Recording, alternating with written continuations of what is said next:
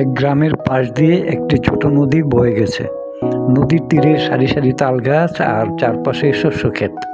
সেই নদীর পাড়ে অনেক ব্যাঙ বাস করত।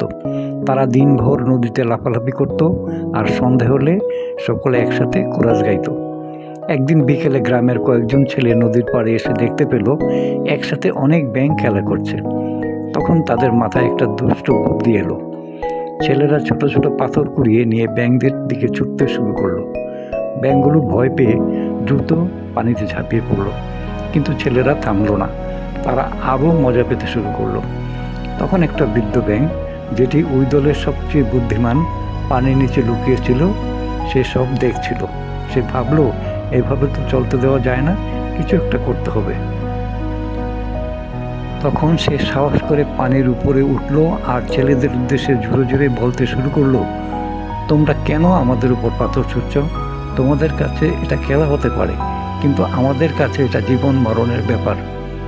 ছেলেরা প্রথমে হাসতে লাগলো, কিন্তু বৃদ্ধ ব্যাঙ আরও বলল, তোমাদের কি মনে হয় আমাদেরও কি প্রাণ নেই?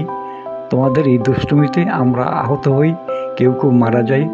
তোমরা কি কখনো ভেবে দেখেছো, যদি কেউ তোমাদের এভাবে আঘাত করে তোমরা কেমন বোধ করবে?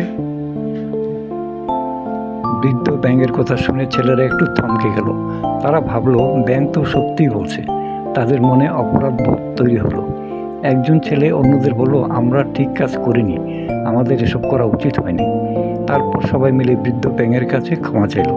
বৃদ্ধ ব্যাঙ হাসি মুখে বলল, তোমাদের যদি সত্যিই দুঃখবোধ হয়, তাহলে ভবিষ্যতে আর এমন কাজ করো না।